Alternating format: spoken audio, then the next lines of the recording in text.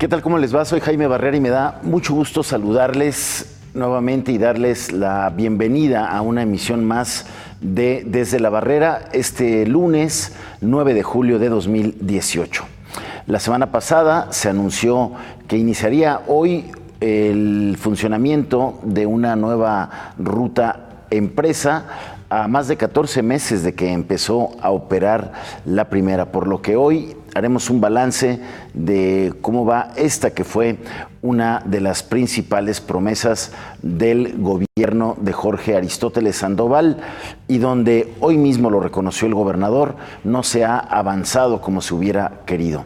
Como se recordará, a su llegada a la Secretaría de Movilidad a fines de julio del 2015, el principal reto de Servando Sepúlveda y su equipo era mantener viva la principal promesa de gobierno de su jefe, el gobernador Aristóteles Sandoval, que era la de modernizar el transporte público y articular un nuevo esquema integral de movilidad para que en conjunto con el transporte masivo, el reordenamiento de las rutas y el impulso al transporte no motorizado se lograra desincentivar el uso del automóvil para aspirar a una ciudad más sustentable, con menos contaminación y con traslados menos lentos que mejoraran la calidad de vida de los que habitan el área metropolitana de Guadalajara y las principales ciudades del estado. Veamos.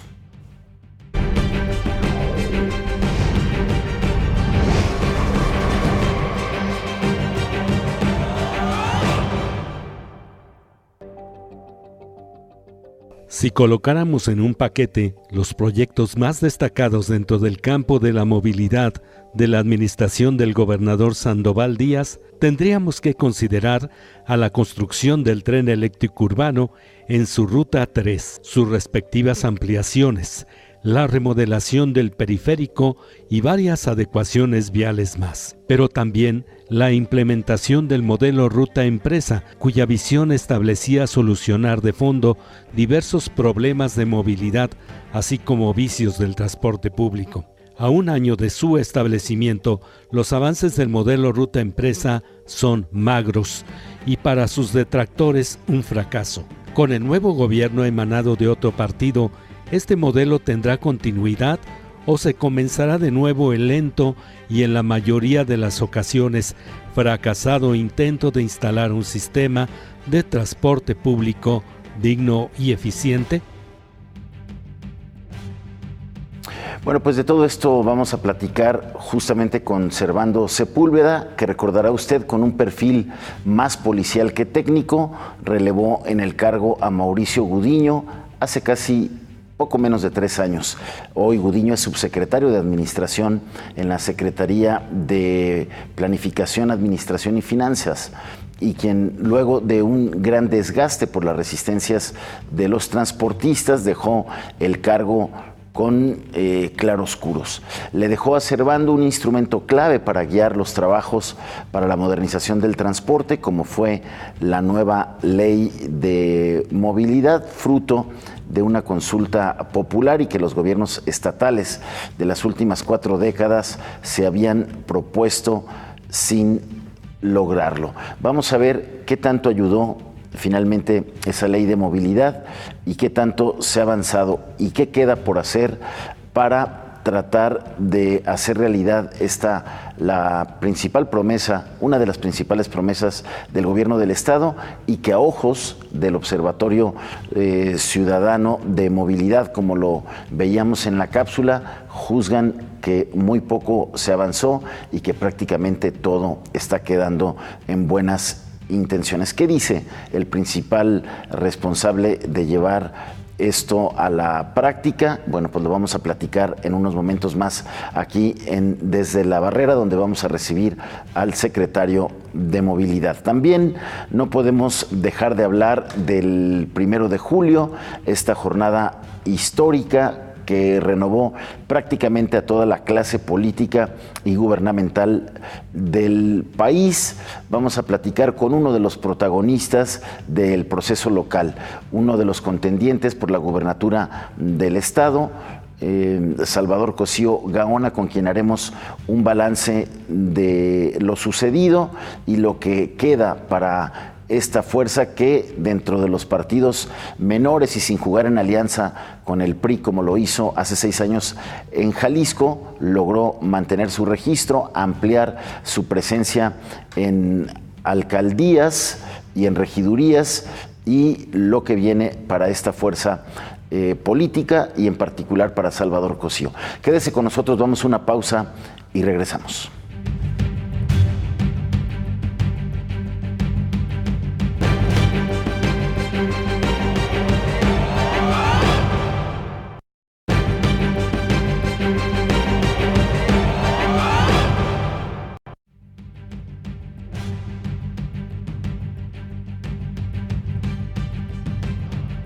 Gracias por continuar con nosotros aquí en Desde la Barrera, la noche de este lunes. Y como le comenté en nuestro primer bloque, me da mucho gusto recibir aquí en el estudio de Desde la Barrera al secretario de Movilidad y Transporte del Gobierno del Estado, al secretario Servando Sepúlveda Enríquez.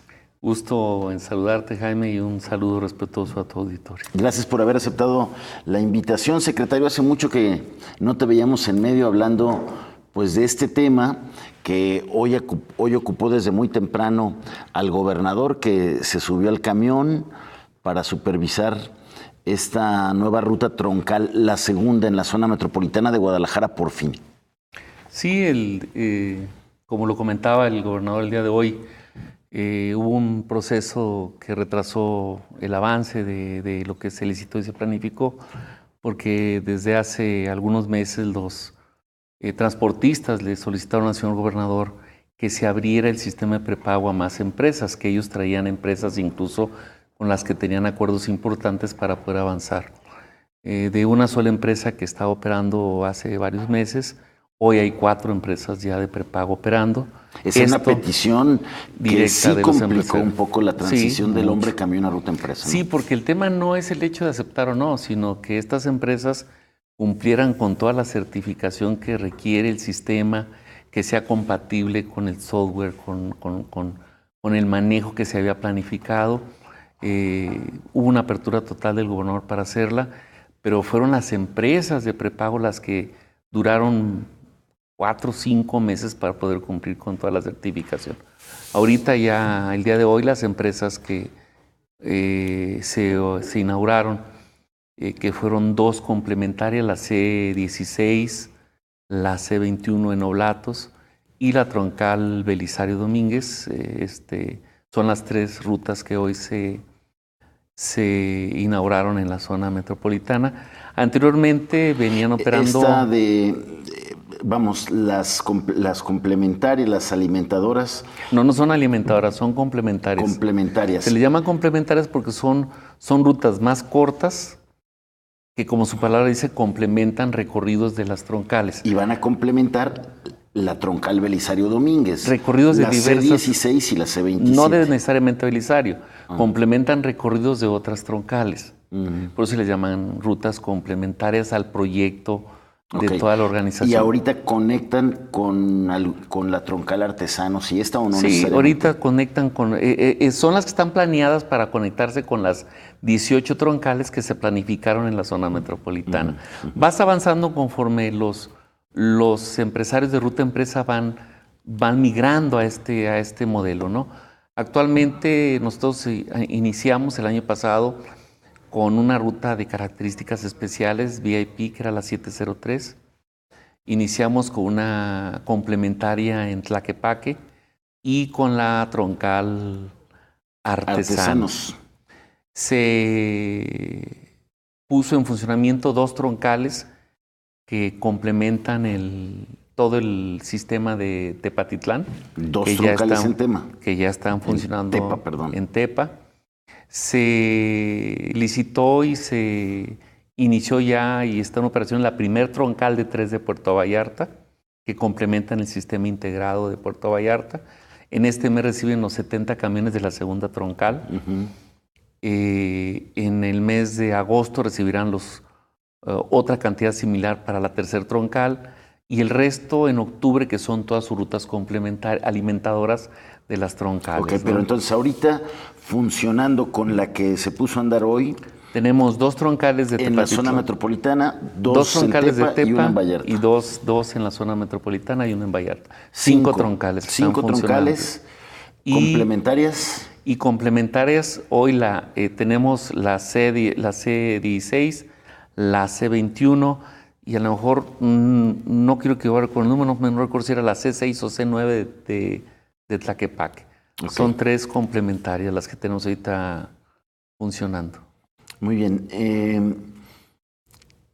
El gobernador, sin embargo, quiere más troncales en zona metropolitana. Sí, originalmente él nos planteó que en el resto de su gobierno se funcionaran 10 troncales. ¿Tan solo en la zona metropolitana? 10 troncales en el estado. Hoy que el número está alcanzándose y que todavía hay tiempo. ¿Por qué? Porque, mira, Tepatitlán nos da 2 troncales. Ciudad Guzmán nos da 2 troncales. Los camiones de Ciudad Guzmán se entregan en este mes. Son 2 troncales de Ciudad Guzmán y 3 de Puerto Vallarta. Sí. Tepatitlán está completo. Ciudad Guzmán arranca con sus 2 troncales el próximo mes. Y como te dije, Vallarta en los próximos 2 meses y medio complementa sus 329 camiones. Como tú dices, secretario, pues eres secretario de Vialidad de todo el estado de Jalisco. Así es. Y también cuentan las troncales del interior, sin duda. Que no es fácil, más que las del interior del estado, las integraste en toda la ciudad en una. Y te lo agradecen seguramente los usuarios de Vallarta, de Tepa, que también eran ciudades medias, con un transporte colapsado y con una vialidad con muchos problemas también.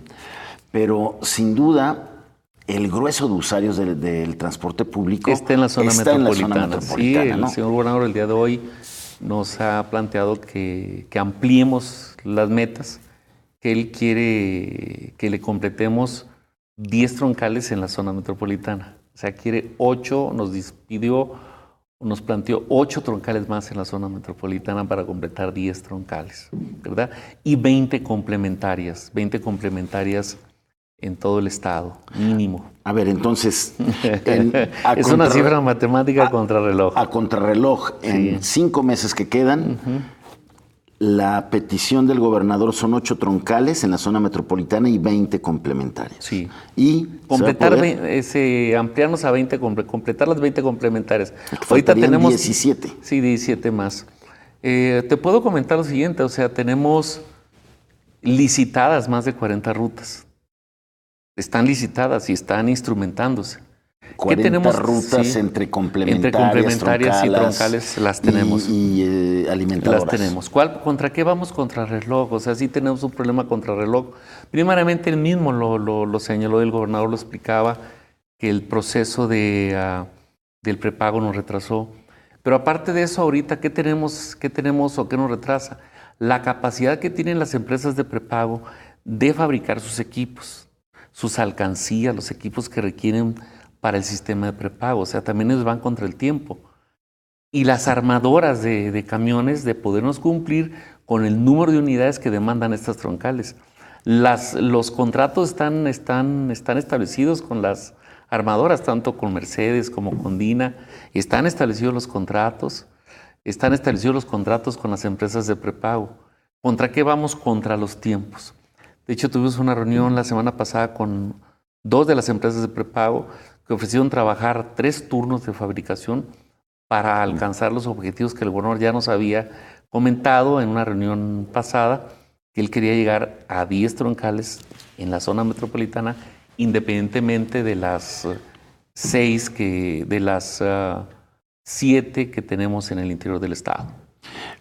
Sin duda el tema de la modernización del transporte, en especial el reordenamiento de las rutas, la mejora del servicio de transporte, de la atención del operador, como la gran palanca para hacer este nuevo modelo de movilidad que complemente el transporte colectivo con el masivo, con el transporte privado, con el transporte no motorizado, fue una de las grandes promesas de Aristóteles Sandoval al asumir en marzo de 2013.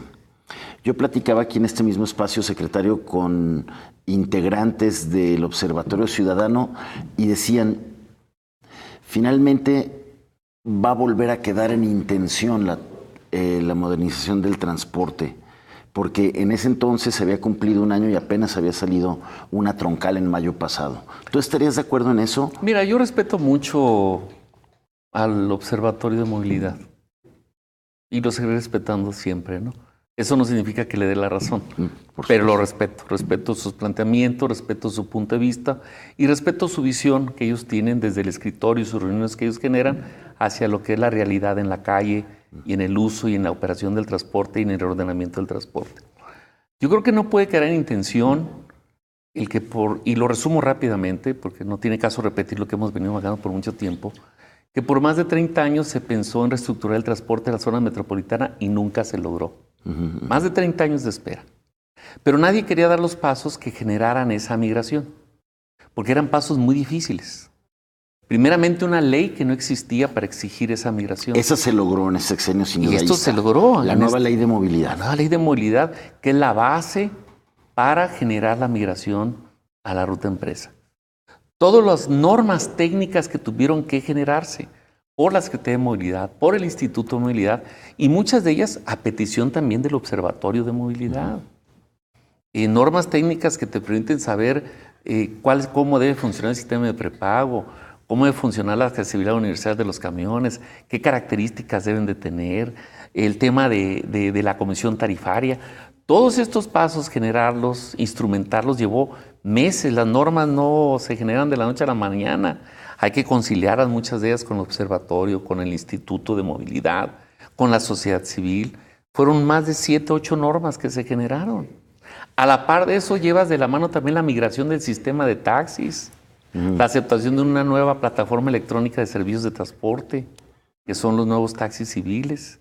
A esto luego vienen los intereses por encima de los proyectos del Estado, que era el hombre camión, sus intereses particulares, una serie de reuniones. Hubo una enorme resistencia para dejar un modelo por el que siempre ha funcionado el transporte. Y líderes obsoletos, con representantes de sindicatos, sobre todo arraigados en el Sistecosome, que impedían a toda costa la transformación. Fue luchar con todos ellos por años, por meses, paros camioneros, todavía hace poco uno, paros cada vez que tenían oportunidad, trastornando la migración, apostando. ¿Sí les van a retirar la concesión a estos últimos? El día de hoy, definitivamente, el gobernador, te puedo informar que en los próximos días el Departamento Jurídico de la Secretaría dará un informe amplio a los medios de comunicación de todas las etapas que lleva el proceso, de la notificación de la reversión que ya se hizo a estas dos, sobre todo a 2 de las rutas que son las que hicieron un paro total. Y obviamente vamos avanzando. Porque sí se debe mandar una señal, porque si no al rato, pues cada que... No, y se está haciendo. Yo creo que el informe del jurídico que está ahorita implementando para los medios va a ser muy importante. Entonces, si todos estos pasos que hemos venido dando es quedarnos en lo mismo, discúlpame, la próxima administración no va a empezar de ceros, ¿eh? La próxima administración no va a empezar de ceros como nosotros. Y eso que yo me incorporé hace 3 años al proyecto. Justo en un julio de por allá del 2015 estaba revisando, ¿no? Así es. Entonces, creo que esto que apenas vas a cumplir 3 años, ¿no? Exactamente. Fue a fines de julio. Creo esto que estás viendo de las rutas, de las complementarias, de la integración total de Puerto Vallarta, una ciudad tan importante, con 327 unidades de gas natural, la primer ciudad representativa a nivel nacional, con un puerto tan importante, con una transformación de todo su transporte y a gas. Tepatitlán, Ciudad Guzmán, las troncales que estamos empujando, las rutas complementarias que estamos empujando y las que vienen los próximos meses, no es quedarnos en ceros. Ceros es no haber hecho nada y que la próxima administración empezara a crear una norma, a crear una ley. De ahí la importancia de ver si la próxima administración va a querer retomar este camino o empezar de cero, que es el riesgo que tenemos siempre en este país. Yo le he dado seguimiento a los planteamientos de los diversos candidatos en el tema que a mí me competía o me compete hasta el momento, que es el tema del transporte.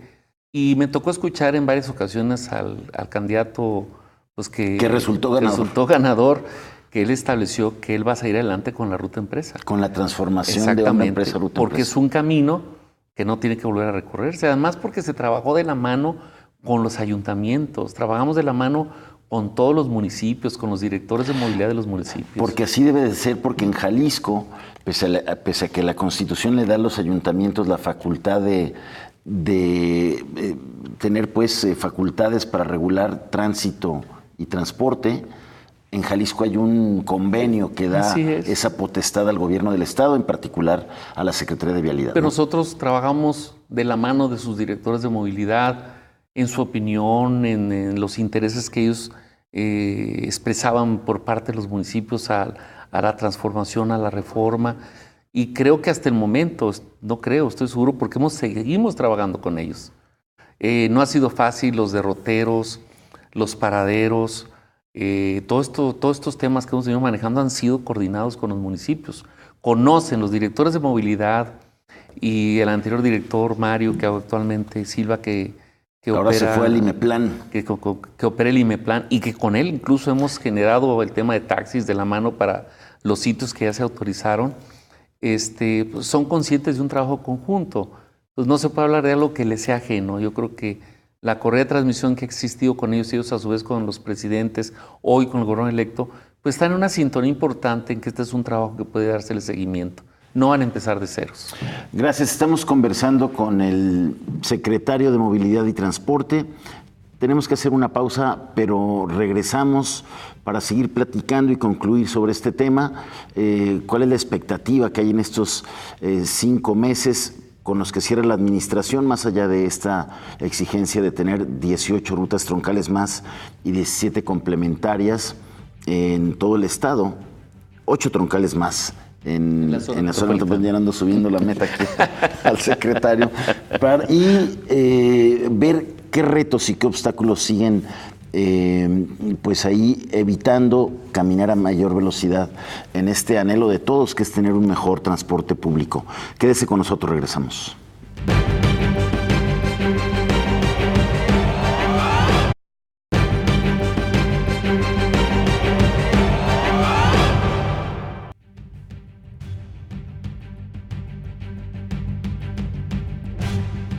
Gracias por continuar con nosotros aquí en Desde la Barrera. Retomamos esta conversación con Servando Sepúlveda Enríquez, secretario de Movilidad y Transporte del Gobierno del Estado.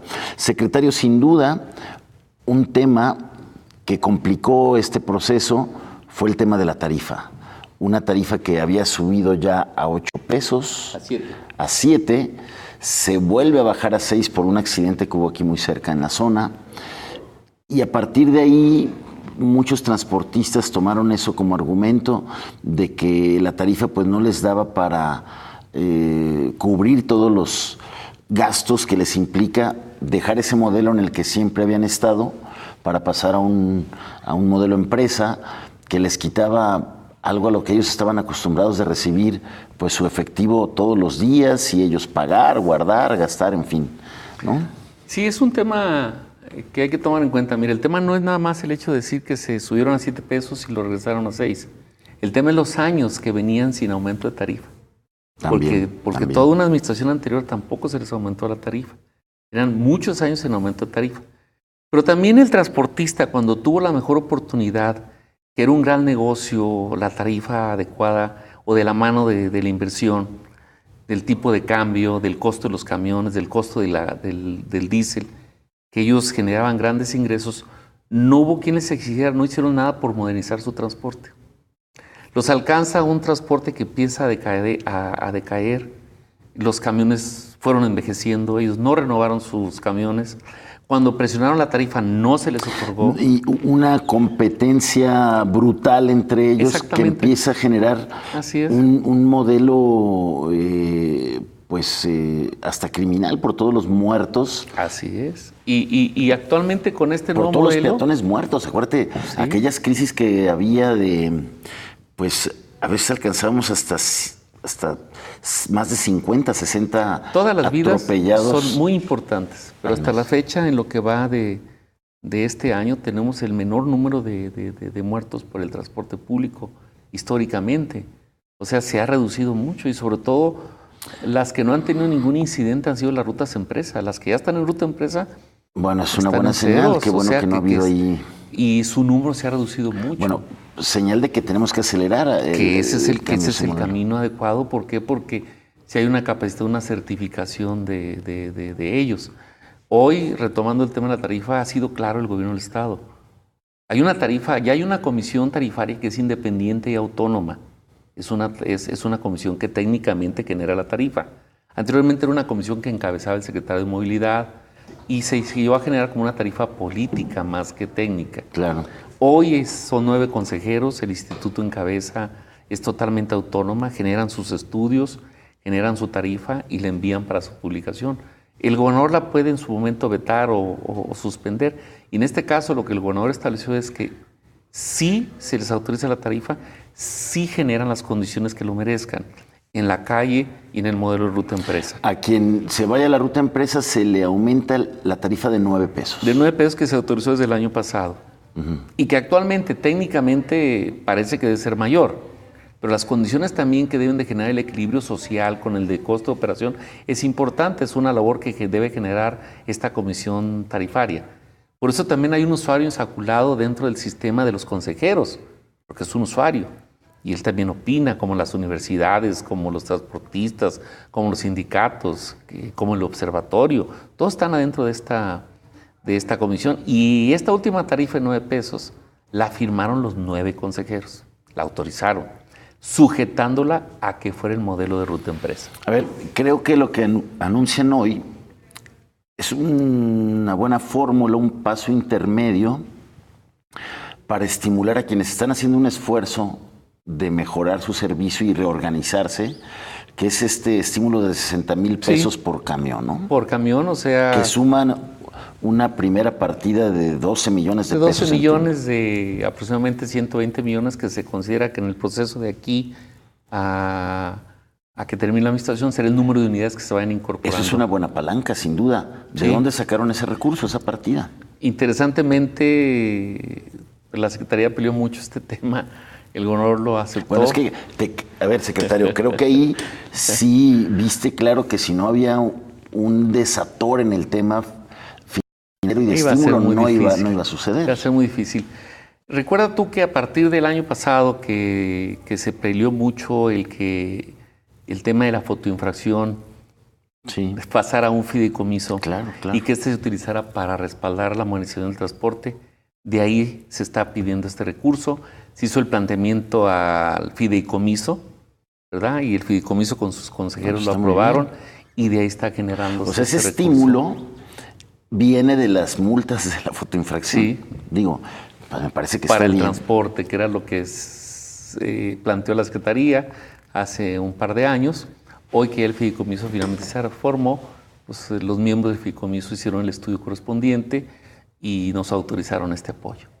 Pero no se va a generar más que a quienes liciten, vienen a ruta empresa. Son dos posicionamientos para ganarles el apoyo. Primeramente se los dimos a quienes ya están operando en la calle. El segundo paso es dárselos a aquellos. Que es como estimular al cumplido, al que él entró, ¿no? El segundo paso es generárselos a quienes ya licitaron, ya compraron sus camiones, ya firmaron su prepago, constituyeron su fianza, entonces están en la implementación de aquello que ya no depende de ellos, sino de su proveedor. Sí, claro. Entonces, ya hicieron todo lo que está en sus manos. En sus manos. Entonces, a ellos también la próxima semana se hará una reunión con todas estas empresas y escalonadamente se les irá dando el apoyo también, porque esto es lo que les permite a ellos pagar lo que es la transformación, nada más la accesibilidad universal y todos los implementos dentro de cada camión no les cuestan menos de 80,000 pesos. Muy bien, secretario, pero el propio gobernador hoy reconocía, no avanzamos a la velocidad que pensábamos, por todo esto que nos explicas, no se logra aún ni transformar el 10% del parque vehicular, por lo tanto... No del parque vehicular. Del número de usuarios. No, se refiere al número de rutas, en la zona metropolitana. Entonces, ¿a cuánto se va a llegar en esta meta? Hay muchos camiones nuevos en la zona metropolitana. Pero no bajo la nueva ruta. Pero no bajo el nuevo modelo. No bajo el modelo. Eso es importante establecértelo. Hay mucho camión nuevo. Entonces, facilita mucho aquellas rutas, como por ejemplo ahorita la 380, más del 50% de su parque vehicular ya es nuevo, pero está ya migrando a la ruta empresa. Estamos capacitando a sus choferes. Más del 50% de los camiones ya están con el nuevo modelo. Tenemos una reunión con ellos en los próximos días para hacer el complemento. Y esta es una ruta muy significativa en la zona metropolitana. Ha sido la de más señalamientos, una de las rutas que más accidentes provocaba. Y están haciendo un gran esfuerzo ellos porque son una cantidad importante de unidades. Son las que circulan por el periférico. Sí, es el mejor corredor. Es uno de los incluso corredores de más negocio. fuertes. Exactamente. Es donde más usuarios hay y más negocio hay, ¿no? Yo tuve una reunión con ellos la semana pasada y los 8 o 9 socios de estas diversas empresas aceptaron migrar y aceptar el modelo de ruta empresa. Una vez, si se logra esta cifra con la que se quiere cerrar de 8 troncales y 17 complementarias más en el área metropolitana, ¿qué porcentaje estaremos logrando? Estás logrando más o menos un 75% del proyecto total de la zona conurbada. O sea, al resto le quedaría solamente modernizar el 25%. Sí, y además depende, porque mira, tú proyectas tus rutas en base a la interacción o la interconexión que tienes con tu transporte. Actualmente nosotros se generaron las troncales en base a lo que es la línea 3 del metro, la línea 1, la línea 2, sí, el macrobús. Y la próxima administración trae un proyecto de varios BRTs, incluso hablan de una cuarta línea del metro. Pues ya la prometió también el candidato presidencial ganador. ¿A qué te obliga? Te obliga a reestructurar tus rutas de transporte, porque de nada te funciona un transporte masivo que va encima de una ruta de camiones. Independientemente de eso, en este momento circulan en la zona metropolitana de Guadalajara, ¿cuántas? Cerca de 6,000 unidades. 6,000 unidades. ¿Cuántas van a terminar estando bajo el nuevo modelo? Si nosotros logramos esto, tenemos que andar arriba de 4,000 unidades. Arriba de 4,000, bueno, pues ya se habría logrado un gran avance. Un gran avance. ¿No? Vamos, antes de cerrar, secretario, a ver qué están opinando quienes nos están viendo en redes sociales. Vamos a ver si aparecen. ¿Qué opinas del servicio de transporte público? ¿Percibes alguna mejora?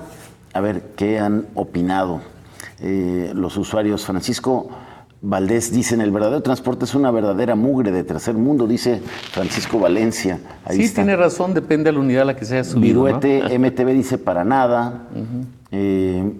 Fructuoso Flores dice: el transporte público sigue contaminando con unidades chimenea y vialidad no ve. Y Gregorio Morales dice: nada de mejora, solo gobierno de Jalisco subió pasaje, el transporte de lujo sin aire acondicionado, llenos a reventar en mal estado. Exigencia, ¿no?, del usuario. Sí, mira, la consolidación de un sistema de transporte no es de la noche a la mañana. Estas rutas que nosotros hoy inauguramos junto con todas las otras que hemos hecho, su conciliación lleva años. O sea, el tema de conciliar un servicio es generar al usuario un nuevo modelo de transporte y consolidarlo, sustentarlo, sostenerlo con calidad de servicio para que él pueda percibir que verdaderamente tiene un buen servicio. No lo vas a lograr porque hoy se inauguraron los camiones. Lo vas a lograr es que los próximos 2 años o 3 años se sustente ese modelo de modernización, de servicio actualizado y no que decaiga con los meses, porque entonces nunca lo vas a lograr. Hay ciudades de Centro, Sudamérica, de otros países, que les ha llevado años consolidarlo. La consolidación es el sustentar un servicio moderno a través de los años, no nada más por inaugurarlo, por alcanzar una tarifa y luego volverlo a soltar. Estamos conscientes de eso, pero los primeros pasos que tenían que darse se están dando.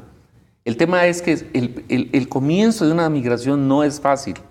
Yo no puedo decir que tengo transformado el transporte con las primeras 8, 9 o 6 corredores, o 15 o 20 corredores. Lo vas a lograr cuando todo el mundo se sienta beneficiado en el 100% del transporte, con toda esa resistencia que hay todavía por algunos camioneros. Y lo vas a lograr cuando esas rutas que hoy te dan un buen servicio, los sustenten por los siguientes años. ¿A qué responden las resistencias que aún hay? Responde a intereses, se notan y lo dicen. Corresponde primero a muchas excusas que ponen, no me alcanza la tarifa, no me alcanza el dinero. Como te dije, tuvieron la oportunidad de hacerlo y no lo hicieron. Y responde a algunos líderes que todavía se esconden atrás de ellos, que tienen intereses particulares. Hay líderes que se beneficiaban con un 20% del boletaje por encabezar a estos grupos, especialmente de muchas de estas rutas de Cistecosome. Hoy te comento, las 2 rutas complementarias de hoy eran de Cistecosome. Ellos también ya entendieron que tenían que subirse al ahí modelo. se vence una resistencia importante. Sí, o sea que finalmente se están dando cuenta que este es el camino para la transformación, para alcanzar una mejor tarifa. O le inviertes y te subes al modelo que se estableció en la ley, o no vas a obtener una tarifa. Bueno, ahorita que me decías lo de Vallarta, recordé incluso todo lo que se dijo de cómo incluso la delincuencia organizada había encontrado en el transporte formas de lavado de dinero. Pues sí, se presta mucho el modelo del hombre camión a eso, porque no lo tiene sujeto a un sistema de prepago, que todo el dinero va a una alcancía, que todo el dinero va a una tarjeta, que se fiscaliza la contabilidad diaria, que hay una empresa que lo mete a una mesa de dinero y que llega a través de los bancos a tus cuentas o a tu fideicomiso y que tienes que pagar impuestos de todo lo que está recibiendo. Obviamente que este modelo pues los deja fuera totalmente lo que están incluso va a haber un beneficio a hacer. Fiscal entonces cuando funciona Sí, porque un sistema al funcionar así el transporte deduce el 100% de lo que gasta. Especialmente incluso en el diésel, para quienes todavía la pueden en el diésel, porque pueden deducir los IVAs. Eso se daba incluso también en la zona metropolitana, ¿no? Donde incluso había rutas paralelas sin ningún permiso de nada. Sí, hoy la ruta empresa, falsas que le ¿qué llamaban? es una troncal? Para dejar todo claro, la troncal son aquellas rutas o corredores metropolitanos importantes que se detectaron en la zona metropolitana, donde se tuvo que considerar 3, 4, 5 rutas que circulaban compitiendo por el mismo derrotero. ¿Y qué era lo que ocasionaban los accidentes, los atropellados, las víctimas del transporte? Las rutas complementarias son corredores únicos, donde es una ruta con sus socios únicamente la recorría sin competencia, pero que hoy se tuvo que subir un modelo de sociedad anónima. Todas son sociedades. Eso es muy importante. Pues te agradezco mucho, secretario, No, al contrario. la verdad, tu disposición de haber hecho este panorama, donde aceptan que hay todavía retos a vencer, pero donde ustedes están pues defendiendo un avance. Y bueno, esto que señalas de que la próxima administración empezará de cero, pese a todas las críticas que hay en el observatorio y las cosas que hay. No empezará de ceros, ¿no? Yo creo que instituciones como el Observatorio de Movilidad son instituciones muy importantes porque es una visión también ciudadana que es importante para la autoridad. Y de exigencia que no debe de descartarse y que siempre la hemos aceptado.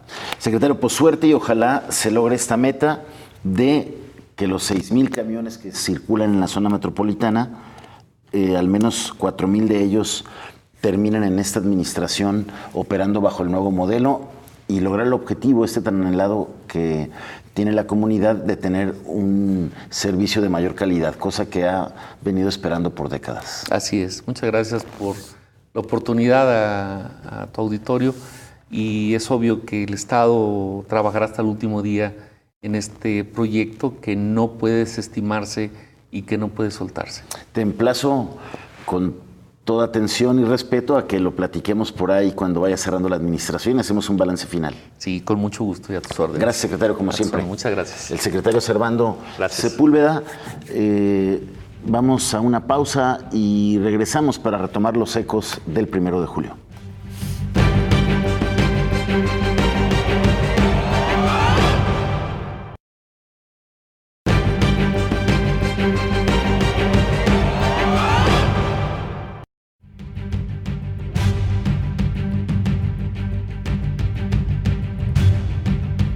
Gracias por continuar con nosotros aquí en Desde la Barrera. No podemos dejar de hablar del 1 de julio, del pasado 1 de julio, y me da mucho gusto saludar y agradecer que esté aquí en el estudio de Desde la Barrera a uno de los protagonistas de la pasada jornada electoral aquí en el estado. Me refiero a Salvador Cosío Gaona, quien fue candidato del Partido Verde a la gubernatura del estado. Bienvenido, Salvador, ¿cómo estás? Bien, muchas gracias. Gracias a ti por estar aquí. A ver, pues de los partidos que llegaron sin alianza, sin ir con un partido fuerte, creo que el Verde es al que mejor le fue, pese a que hoy fue solo, en el estado al menos, y a nivel nacional pues también salvó el registro. Bueno, era una apuesta compleja. Desde el momento en que decidí aceptar el esquema, sabía que no era sencillo entrar a una contienda, Jaime, sin haber hecho precampaña, porque no es el esquema estructural legal del Verde, ni la famosa intercampaña, ni tener los 9 años que el candidato triunfante, hoy ya gobernador electo, Enrique Alfaro, tuvo su trabajo, su proyecto de 9 años, desde llegar a Tlajomulco, jugar la gobernatura 6 años, hacer 3 años de campaña sin cargo alguno, con una agrupación política, y 3 años en el Reflectores Fuertes, con todo lo que implica estar en la actividad política como y pública alcalde de la capital del estado. Y luego, por otro lado, el tema de la ola morena nacional, y en este esquema, bueno, la permeabilización en Jalisco de este asunto, y el fenómeno que hay que considerar, Jaime, de que la sociedad se agarró de 2 asideros de un partido nuevo, porque Morena tiene 3 años. Bueno, podemos decir que son 2 fuerzas políticas emergentes, ¿no? Sí, bueno, más emergente Morena, que tiene 3 años solamente, 3 años. Aunque el adalid, el cacique, el tlatoani, tiene pues 18 años haciendo actividad fuerte, y en el caso de Jalisco, con un partido que se disfrazó de ciudadano y la gente le compró ese título de partido sin la P, Movimiento Ciudadano. Entonces, el desgaste de los partidos tradicionales, el desgaste de lo que la gente rechazó como status quo viejo, y bueno, el riesgo que teníamos en el Verde de que se nos siguiera estigmatizando como parte del PRI. Sí, y eso lo rompiste aquí en el estado, aunque sí, nacionalmente la señal era que otra vez fueron en alianza, ¿no? Así es, a nivel nacional solamente la candidatura presidencial, pero fíjate, pues la gente le regateó mucho el voto al candidato Mitt por todos los partidos. Pero entonces la gente se enfocó en lo local. Yo creo que el resultado es positivo. Mira, no creo que exista alguien que no hubiera querido más votos y más éxitos. Sería insólito pensar que alguien no estuviera pensando en haber ganado más cosas. Ayer se terminaron de hacer el cómputo oficial total. ¿Cuántos finalmente te tocó? Son 6 presidencias municipales. Se ganaron Mazamitla, Concepción de Buenos Aires, La Manzanilla de La Paz, Huachinango y San Sebastián, todos de montaña. Y turísticos. Uno de Rivera, Zapotlán del Rey, que también tiene turismo, es un municipio importante. Y estamos peleando Ayotlán, y probablemente se va a impugnar también San Juan de los Lagos, y se está viendo la posibilidad de hacer lo propio en Cañadas de Obregón y en Acatlán de Juárez, que son las diferencias muy pequeñas. En el caso de Ayotlán son 10 votos la diferencia, con una serie de irregularidades. Bueno, esa hasta por norma se tiene que revisar. Ayotlán es una población muy importante, muy grande, que poca gente conoce. Es limítrofe con Yurécuaro. Muy importante la votación, para que te des una idea, es de casi 6,000 votos para cada partido de los que quedaron en puntas. Es muy importante. Y las otras son, pues, la montaña se pinta de verde, ¿no? Y luego también, bueno, aunque hoy el instituto declara que solamente entra un diputado, tenemos derecho a 2 y se va a impugnar que nos reconozca el segundo. ¿Quién entra de diputado? Rosy Fregoso, que es la secretaria de Finanzas del Comité del Verde, y estamos peleando la inclusión de Bernardo Maclis, secretario de Organización, regidor en Guadalajara, que los números que nos dan son muy claros y se tiene derecho a esa segunda. Se va a impugnar el dictamen del IEPC, y bueno, el número de regidores, Jaime, eran 13 o 14, 16, perdón, y ahora van a ser cerca de 50 en todo el estado. Las alcaldías eran 12, ahora son 6, probablemente alguna otra más. Se preserva el registro del Verde en Jalisco y se coadyuva al registro nacional. Creo que es un buen resultado. Con una votación estatal de ¿cuánto lograste finalmente como candidato? Bueno, hay diferencia, hay votos que se mueven. El registro generalmente se queda con 4,5. Superaste el 4%. Sí. Yo creo que es un buen resultado, Jaime, y es el esfuerzo de la dirigencia estatal que encabeza Enrique Augri, es el esfuerzo conjunto de quienes fueron candidatos a senadores, el general Arturo Gemman y Leonor Ceballos, de los 20 candidatos propietarios y suplentes en los distritos federales y local, y el trabajo de los 93 integrantes de las 93 planillas en Jalisco.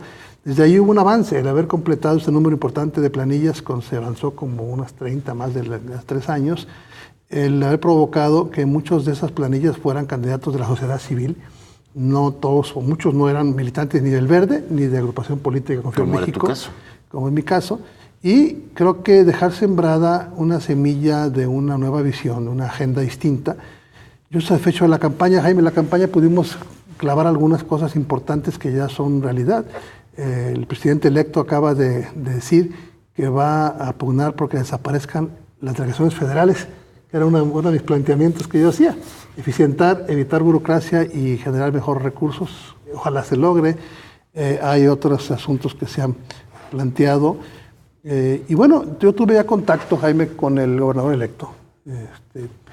Y lo hice públicamente el planteamiento y se lo dije en corto, pidiéndole que, como lo ofreció en los debates y en la campaña, el que ganara tomara en cuenta los planteamientos, la agenda viable de otros candidatos. Bueno, yo recuerdo mucho, la platicamos en otros espacios, el tema del Río Santiago, creo que debe ser prioritario, y tú insististe mucho ahí, incluso lo llevaste al Senado aprovechando la representación hay un punto de acuerdo, que el presidente Carlos Puente. Mira, fuimos el único partido, a través de un servidor como candidato a gobernador, que presentó una agenda de reinserción social. Nadie la presentó. Presentamos la urgencia. Las cárceles son fundamentales para la seguridad de la ciudad. En este momento es urgente, y le vuelvo a insistir al gobernador del estado, Enrique Alfaro electo, es urgente el cambio de los reos de alta peligrosidad a las cárceles de alta seguridad, que están violando el artículo 18 de la Constitución de la República, que establece esa obligatoriedad, y tenemos un reclusorio abandonado de alta seguridad. A ver, el autogobierno en pleno apogeo. La seguridad en las ciudades pasa por controlar las cárceles y arrebatárselas al autogobierno. Y ahorita el autogobierno está en su apogeo. Pasando esos reos de alta seguridad, abatiríamos un 80% el autogobierno. Temas de medio ambiente, temas de movilidad. Yo puse en la mesa las líneas 4 y 5 y me dijeron que estaba mal, y después todos los candidatos las plantearon como factibles. Yo puse en la mesa... Otra que yo escuché a los analistas también ver con muy buenos ojos, una propuesta que hiciste en el último debate, que fue allá en los Lagos de Moreno. En Lagos de Moreno, el tema de un instituto de infraestructura. Claro, el Instituto de Desarrollo Regional, le llamo yo, que tenga que asumir las funciones de obra pública que actualmente tiene la CIOP, de Infraestructura de Obra Pública y Desarrollo Rural, y quitarle esas labores de obra pública a entes como el CIAPA, por ejemplo, o el CIAPAL de Vallarta, para que sea un solo ente, más eficaz, menos burocrático, más seguro, con menos posibilidad de que haya una corrupción, y bajar precios, con un comité donde están integrados también los constructores, y que vea a las regiones de Jalisco todas, obviamente la metropolitana como una más, muy importante, pero con una visión de desarrollo regional. Otro planteamiento fue el Instituto de Cohesión Social, porque hay muchas dependencias que hacen lo mismo, se compiten, el DIF, el IJAS, la Procuraduría Social, la CEDIS, que deberían de englobarse en una sola. Ir a hacer un nuevo modelo de gestión ambiental con una PROEPA autónoma, no como actualmente existe, que depende del gobernador, y con una PRODEUR también autónoma. Detalles como la fusión de la Secretaría del Trabajo con la de Desarrollo Económico para que sea más fuerte, como son muchas partes de México, y el tema de pasarle de la Procuraduría del Trabajo, como está ahorita, que es muy pequeña y depende del Ejecutivo y del Secretario del Trabajo, a una Procuraduría del Trabajo autónoma. Muchos detalles. Yo ya estoy en eso, elaborando el documento para hacérselo entrega formalmente al gobernador electo, una vez que regrese de vacaciones, se lo entrega. Yo en el Inter... ¿Y en esta plática rápida que tuviste con él, qué te dijo?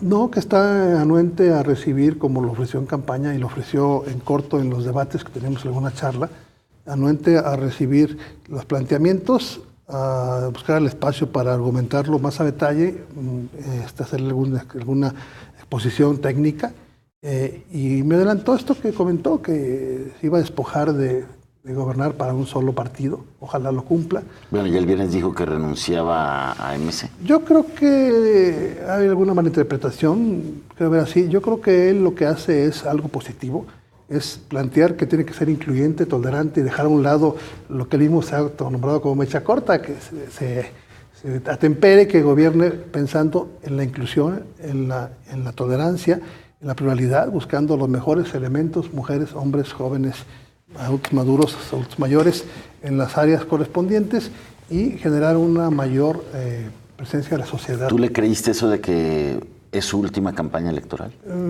Yo creo que él va a buscar ser presidente de la República, pero creo que el camino que está planteando es el adecuado. Yo haría lo mismo si fuera yo gobernador.